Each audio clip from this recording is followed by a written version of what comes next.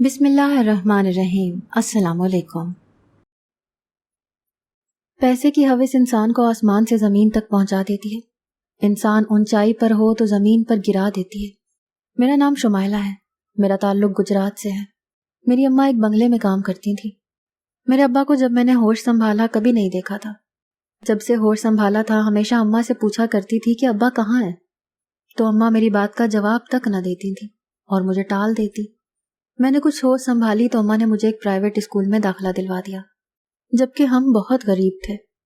میں نے جب اماں سے پوچھا کہ اماں فیس کے پیسے کہاں سے آئیں گے، تو کہنے لگی تیری پڑھائی کا ذمہ مالکن نے لیا ہے۔ مجھے بہت حیرت ہوتی، مگر میں نے اسکول جانا شروع کر دیا۔ مجھے پڑھنے کا بہت شوق تھا، میں بہت اچھا پڑھتی تھی، مگر جب میری سہیلیاں مجھ سے پوچھتیں کہ میرے ابا کا نام کیا ہے تو میرے پاس کوئی جواب نہ ہوتا، تب وہ میرا مذاق اڑاتی۔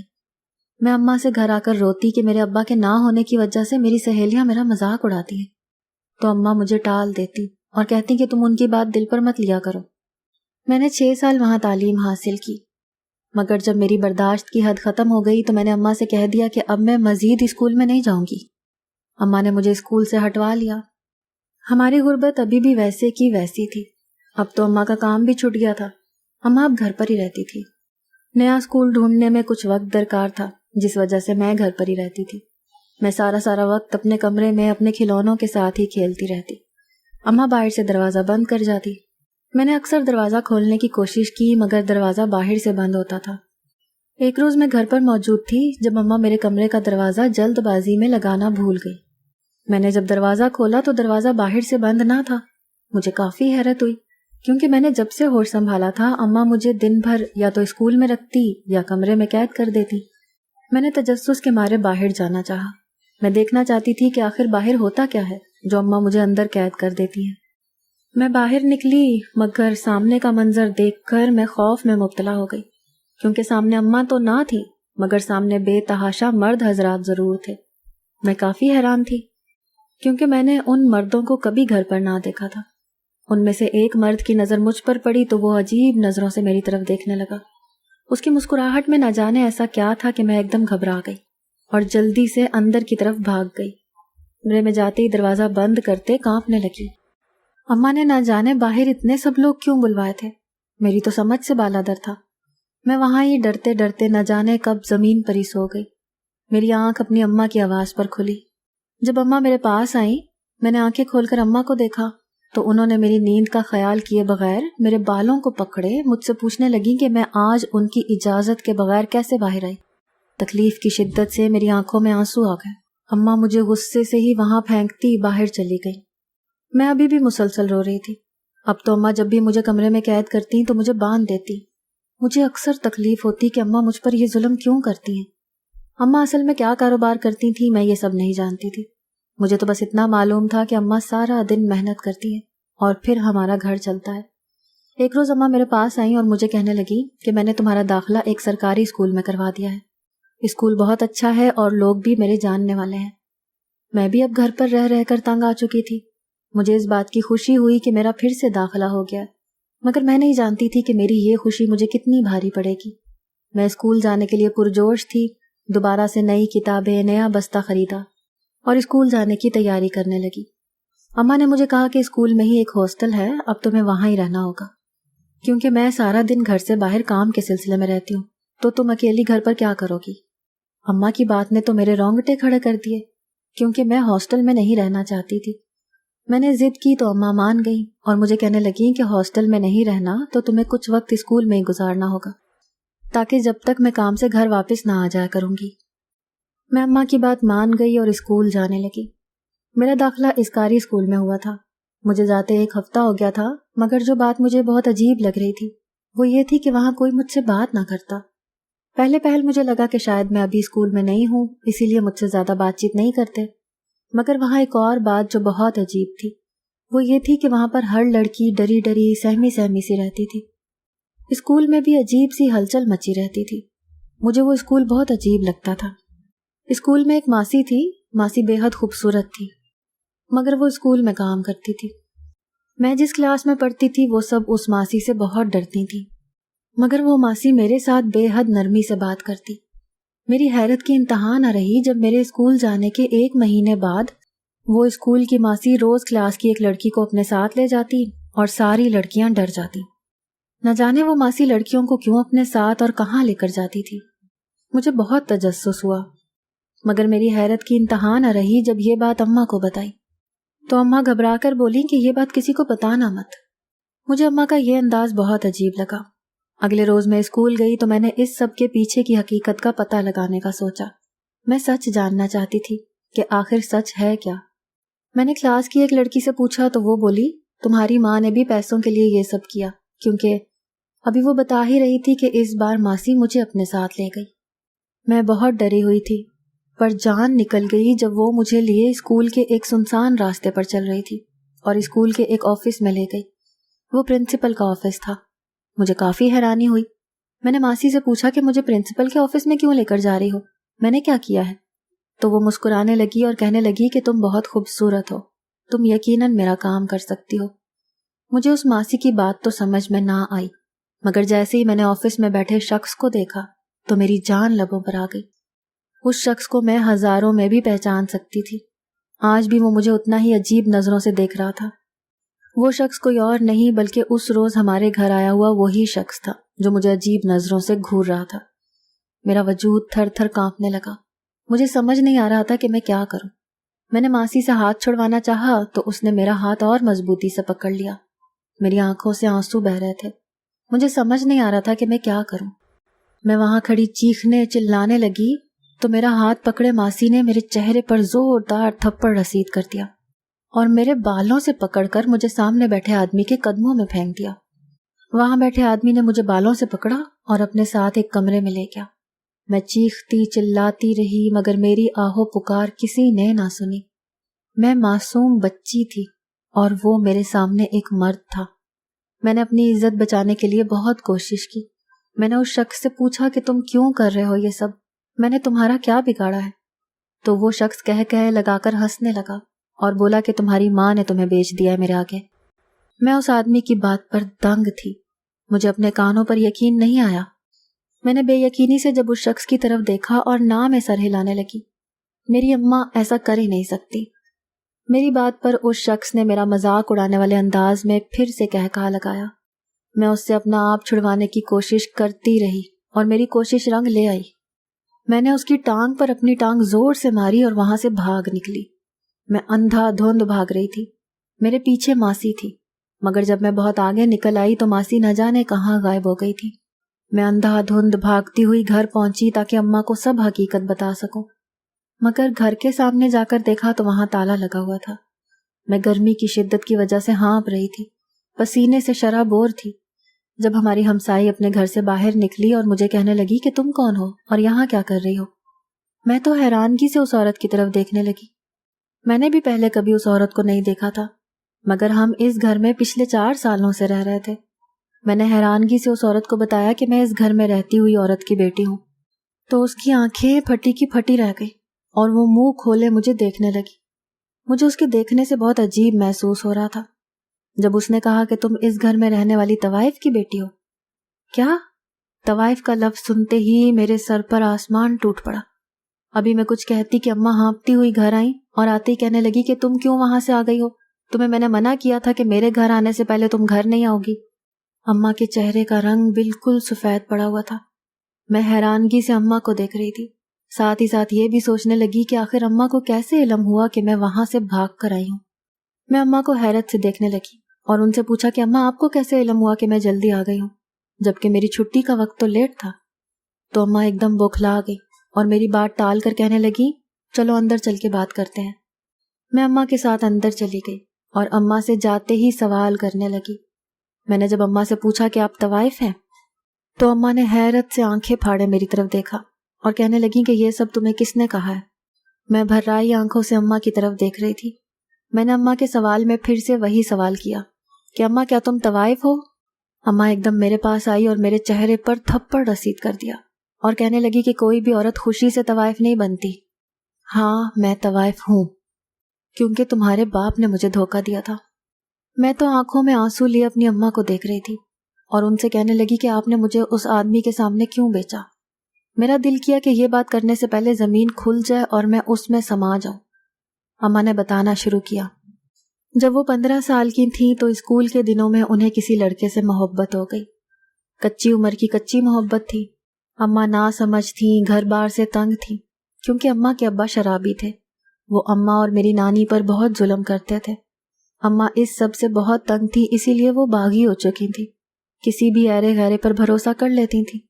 انسان کو جب گھر پر وہ توجہ اور محبت نہ ملے تو انسان باہر سے توجہ اور محبت چاہتا ہے۔ اماں نے بھی گھر کے ماحول سے تنگ آ کر باہر والوں پر بھروسہ کیا اور ایک لڑکے سے محبت کرنے لگی۔ وہ لڑکا اماں کو دن رات شادی کے خواب دکھاتا۔ لڑکا اماں سے 10 سال بڑا تھا۔ شروع میں تو اس نے اماں کی ہر خواہش پوری کی۔ ایک روز نانا نے اماں کو بہت مارا تو اماں نے اگلے روز روتے ہوئے اسی لڑکے کو اپنے اوپر رات میں ہوئے ظلم کی داستان سنا دی۔ لڑکے نے اماں کو محبت کا دعویٰ کرتے ہوئے اماں کو گھر سے بھاگ آنے کا کہا اور ساتھ میں چند روپے لانے کا بھی کہا۔ نانی نے جو اماں کے لیے کچھ سونا بچا کر رکھا تھا، اماں نے رات کے اندھیرے میں وہ سمیٹا اور چند نقد رقم لیے اماں نانا نانی کو دھوکہ دیے اس لڑکے پر بھروسہ کر کے بھاگ نکلی۔ اس لڑکے نے پیسے اور سونا دیکھتے ہی اماں سے نکاح کرنے کا ناٹک کیا اور پھر اماں کو ایک طوائف خانے پر بیچ دیا۔ اماں تو اس سب کے لیے بالکل بھی تیار نہیں تھی۔ اماں کو جو محبت کے نام پر تماچا پڑا تھا، اس نے اماں کو نڈھال کر دیا تھا۔ اماں اٹھنے کے قابل نہ رہی تھی۔ اس لڑکے نے بغیر نکاح کے گناہ کیا اور پھر اماں کو طوائف خانے میں بیچ دیا۔ ابھی اس غم سے اماں نہ نکلی تھی کہ ایک اور دکھ ان کا استقبال کر رہا تھا۔ اماں حاملہ ہو چکی تھی۔ جب اماں کو اس بات کا علم ہوا تو اماں نے حمل ضائع کروانا چاہا، مگر اس طوائف خانے کی مالکن نے اماں کو منع کر دیا اور بولی کہ اگر بیٹی ہوئی تو وہ بھی طوائف خانے میں رہے گی۔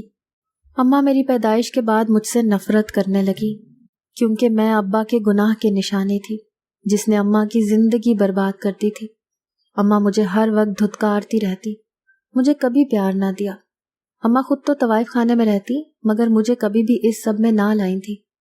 ایک روز اماں کو وہاں سے کسی نے خرید لیا تو اماں مجھے لیے اس گھر میں آ گئی، مگر اماں کو اس طوائف خانے سے اسی لیے نکالا تھا کہ جب میں جوان ہو جاؤں گی تو اماں مجھے اس انسان کو سونپ دیں گی۔ اماں کے پاس بھی بہترین حل تھا مجھ سے پیچھا چھڑوانے کا۔ اماں بدلے کی آگ میں اتنی آگے بڑھ گئی تھیں کہ ان کو اس بات کا بھی احساس نہ ہوا کہ میں ان کی بھی اولاد ہوں، اور مجھ معصوم کا کیا قصور؟ میں تو بے قصور تھی۔ میں نے تو ابا کو نہیں کہا تھا کہ وہ اماں کے ساتھ ظلم کریں۔ میں اماں کو بہت غور سے سن رہی تھی۔ میں نے اماں کی طرف آنسو بھری آنکھوں سے دیکھا اور پھر ان سے ایک سوال کیا جس پر وہ ایک دم سے چونک گئی۔ جب میں نے اماں سے پوچھا کہ اماں میرا کیا قصور تھا اس سب میں؟ اگر ابا نے آپ کے ساتھ ظلم کیا تھا تو آپ بھی میرے اوپر ظلم کر رہی ہیں۔ میری اماں مجھ سے آنکھیں چرانے لگی۔ میں نے اماں سے کہا کہ میں نے آپ پر ظلم نہیں کیا تھا، مگر آپ نے مجھ سے اپنا بدلہ لینے کے لیے مجھے آگے بیچ دیا۔ میں بے قصور تھی۔ اللہ پاک بے قصور لوگوں کے ساتھ ناانصافی نہیں کرتا۔ اس روز سے مجھے اماں سے نفرت ہونے لگی تھی۔ اماں سے میں نے کہہ دیا تھا کہ میں ایسا کچھ نہیں کروں گی، میں آپ کے لیے کماؤں گی مگر اپنی ذات بے مول نہیں ہونے دوں گی۔ میں اتنی پڑھی لکھی نہ تھی، اسی لیے میں ایک گھر میں کام کرنے لگی۔ مجھے جو دکھ ملا تھا وہ میرے لیے ناقابل برداشت تھا۔ اماں کی حقیقت بتانے کے بعد میں بالکل خاموش ہو گئی تھی۔ میں جس بنگلے میں کام کرتی تھی اس کی مالکن کے 2 بیٹے تھے۔ مالکن کی بیٹی نہیں تھی، وہ سب پردیس سے آئے تھے۔ سبھی بہت رحم دل اور بہت خوش اخلاق تھے۔ ان کو بہت عرصے سے ایک اچھی ملازمہ کی ضرورت تھی۔ مالکن کی دوسری شادی ہوئی تھی۔ پہلے شوہر میں سے 2 بیٹے ہی تھے اور دوسرے شوہر سے شادی کے اتنے سال گزرنے کے بعد بھی کوئی اولاد نہ ہوئی تھی۔ مالکن کے 2 بیٹے اور مالکن گھر میں ہی ہوتے تھے، مگر مالکن کے شوہر مہینے بعد گھر میں آیا کرتے تھے۔ میں وہاں بہت آرام سے کام کرتی تھی۔ سب بہت اچھی عادت کے مالک تھے۔ مالکن بہت رحم دل تھی، میرے کھانے پینے کا بہت خیال رکھتی تھیں اور اکثر مجھے کچھ پیسے بھی دے دیتی۔ اماں اب اپنا کام چھوڑ کر گھر پر رہتی تھیں۔ دیکھتے ہی دیکھتے اماں کی آنکھوں کے نیچے ہلکے پڑنے لگے۔ اماں بہت بیمار رہنے لگی تھیں، مگر مجھے کچھ بھی سمجھ نہیں آ رہا تھا کہ ایسا کیوں ہو رہا ہے۔ مگر اماں میں جو ایک تبدیلی آئی تھی وہ یہ تھی کہ اماں اب میرا بہت خیال رکھتی تھیں، مگر مجھے ان کے اس خیال کی ضرورت نہیں تھی۔ انہوں نے میری چھوٹی عمر میں جو مجھے دکھ دیا تھا وہ کافی تھا میرے مرنے کے لیے، مگر میں پھر بھی زندہ تھی کیونکہ مجھے اس شخص کو تلاش کرنا تھا جس نے میری اماں کو تکلیف دی تھی، اور اس کا بدلہ اماں نے مجھ سے لیا۔ میں اماں کو ہر بار منع کرتی تھی کہ میرا کوئی کام مت کیا کریں، مگر اماں کسی صورت نہ مانتی۔ آخرکار مجھے ہی ہتھیار ڈالنے پڑے۔ مگر ایک بات جو مجھے بے چین کر رہی تھی وہ یہ تھی کہ نہ جانے اماں اب کیوں اچھا سلوک کرتی تھیں۔ ایک روز میں نے اماں سے پوچھ لیا کہ آخر ایسی کیا وجہ ہے جو آپ مجھ سے اتنا نرم رویہ رکھے ہوئے ہیں، یہ کون سی نئی چال ہے؟ میری بات سنتے ہی اماں پھوٹ پھوٹ کر رو دی اور کہنے لگیں کہ میں تمہارا بھروسہ توڑا ہے، مجھے معاف کر دو۔ آنسو تو میری آنکھوں میں بھی تھے، مگر میں اس شخص کا پتہ جاننا چاہتی تھی۔ میں نے اماں سے بولا کہ مجھے اپنے باپ کو دیکھنا ہے، تو اماں ایک دم حیران ہو گئی، کہنے لگیں کہ میرے پاس تیرے باپ کی کوئی تصویر نہیں ہے۔ میں نے اماں سے پوچھا کہ میں کیسے پہچانوں گی انہیں، میں ان سے ملنا چاہتی ہوں۔ میری اماں میری بات پر حیران ہوئیں اور کہنے لگیں کیا کرو گی مل کر؟ جس پر میں نے کہہ دیا کہ مجھے ان سے خود پر ہوئے ظلم کا بدلہ لینا ہے، کیسے بھی کر کے۔ میری آنکھوں میں جنون اور غصہ دیکھ کر ایک بار اماں دہل کر رہ گئی، مگر میرا ارادہ دیکھ کر اماں گھبرا سی گئی، مگر میرے آگے کچھ نہ بولی۔ مجھے اس روز کا انتظار تھا جس روز ابا مجھے مل جائیں۔ میں کام پر مسلسل جا رہی تھی۔ ایک روز میں مالکن کے گھر گئی تو مالکن بہت پریشان لگ رہی تھی اور بار بار اپنے بیٹے سے کوئی راز و نیاز کر رہی تھی۔ میرے پاس جاتے ہی وہ بھی خاموش ہو جاتے۔ میں سمجھ گئی کہ کوئی ان کی ذاتی بات ہے، اسی لیے میں چپ چاپ کچن میں چلی گئی، مگر معاملہ بہت تشویشناک لگ رہا تھا۔ ایک دم باہر سے مالکن کے بڑے بیٹے کی اونچی اونچی آوازیں آنے لگی۔ وہ کافی غصے میں لگ رہا تھا۔ مجھے کافی حیرانگی ہوئی کیونکہ میں نے آج تک ان تینوں افراد کو کبھی بھی غصے میں نہیں دیکھا تھا۔ مجھے وہاں کام کرتے 2 مہینے ہو چکے تھے، مگر میں نے ان 2 مہینوں میں صرف ایک روز مالکن کے شوہر کو دیکھا تھا، اس کے بعد وہ کبھی نظر نہیں آئے۔ مگر آج مالکن کے بڑے بیٹے کا رویہ مجھے پریشان کر رہا تھا۔ انہوں نے مجھے اپنی بیٹی بنایا ہوا تھا، مگر میرا ان کے پاس جانا مجھے مناسب نہ لگا۔ میں نے کچن میں ہی کھڑے ہو کر ان کی باتیں سننے کی کوشش کی، مگر مجھے کچھ بھی سنائی نہیں دے رہا تھا۔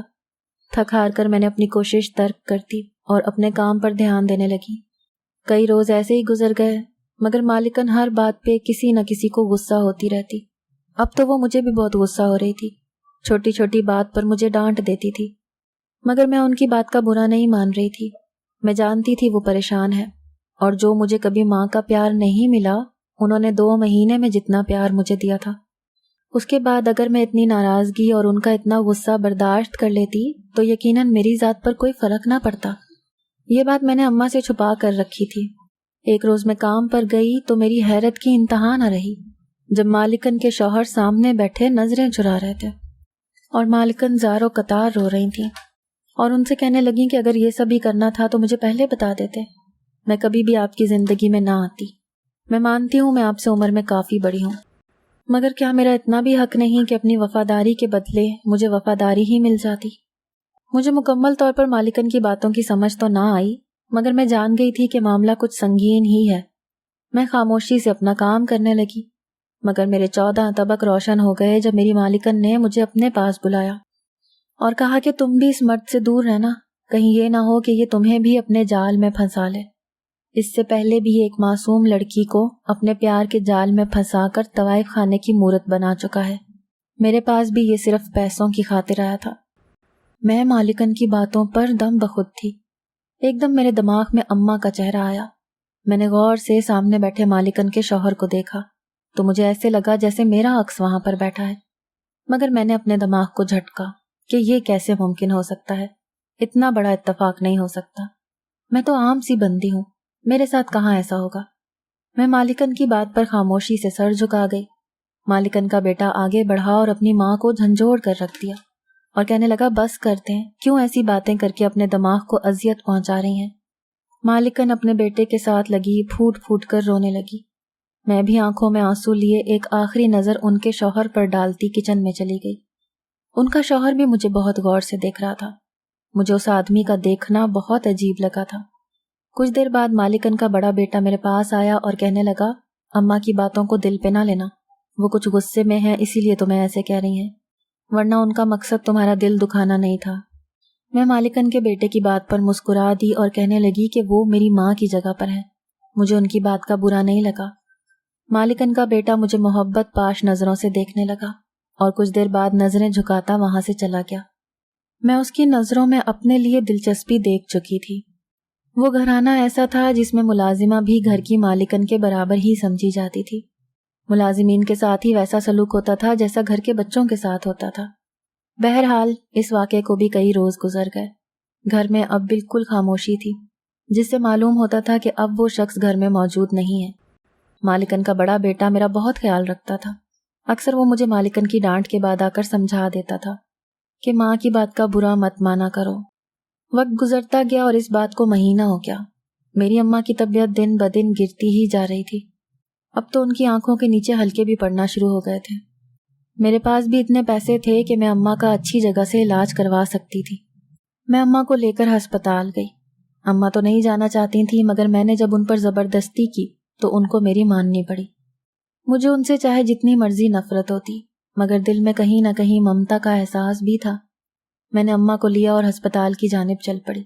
ڈاکٹر سے جب چیک اپ کروایا تو وہ کافی پریشان لگ رہی تھی.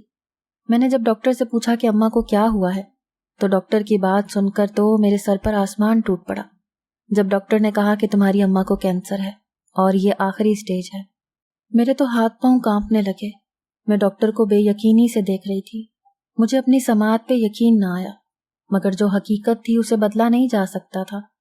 میں اماں کو افسردگی سے گھر لے آئی. 2 روز جب کام پر نہ گئی تو تیسرے روز مالکن نے وہی پوچھ لیا کہ 2 دن کام پر کیوں نہیں آئی. میں مالکن کی بات پر رونے لگی اور ان کو بتایا کہ میری اماں کو کینسر ہے.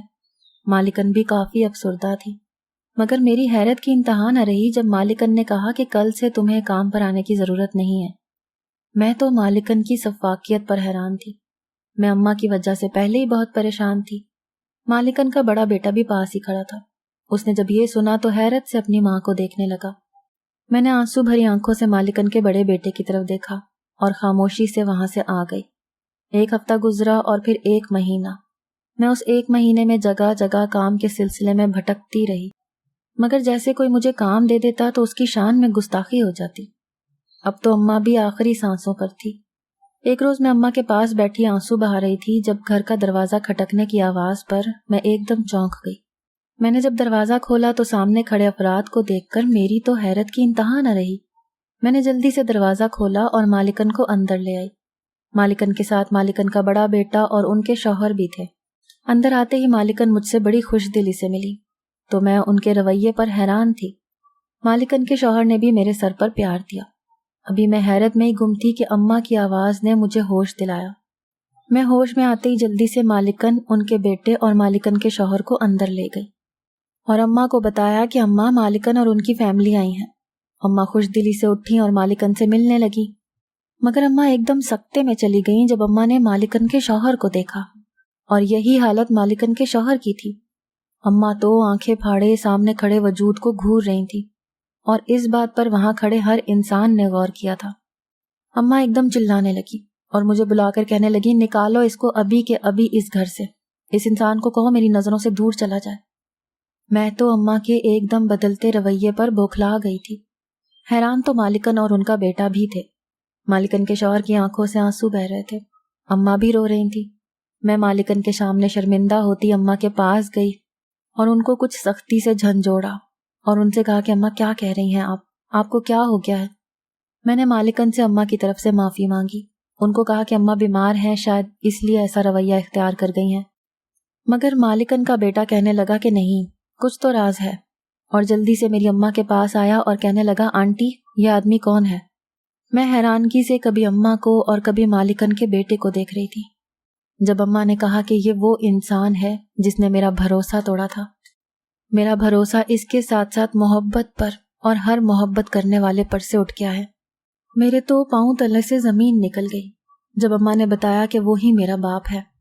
میں تو بے یقینی سے اپنے ابا کی طرف دیکھنے لگی جو جلدی سے آگے بڑھے اور اماں کے قدموں میں گر گئے اور اماں سے معافی مانگنے لگے. میں طیش میں آگے بڑھی اور ابا کو زور سے دھکا دیا اور چیخ کر کہنے لگی کہ میرے گھر سے نکل جائیں. مگر میرے ابا میری طرف بڑھے اور میرے سر پر ہاتھ رکھ کر کہنے لگے کہ میری بیٹی ہو تم. مگر میں نے صاف انکار کر دیا کہ میں آپ کی بیٹی نہیں ہوں اور غصے سے دھکے مارتے ہوئے انہیں گھر سے باہر نکال دیا اور خود پھوٹ پھوٹ کر رونے لگی. میں نے اور اماں نے ابا کو معاف نہ کیا تھا. ابا روتے ہوئے گھر سے نکلے اور بے دھیانی میں ٹرک سے ایکسیڈنٹ ہونے پر موقع پر ہی انتقال کر گئے. مالکن نے میرا رشتہ لے لیا تھا. اماں بھی ہمارے ساتھ رہیں، مگر میری شادی کے 3 مہینے بعد اس دنیا سے رخصت کر گئیں. میں نے اماں کو معاف کر دیا تھا کیونکہ میرے ابا گناہگار تھے، جس وجہ سے اماں نے مجھ پر ظلم کیا۔ اگر آپ کو ہماری آج کی کہانی پسند آئی ہے تو اسے لائک کریں، شیئر کریں اور چینل کو سبسکرائب کرنا مت بھولیے گا۔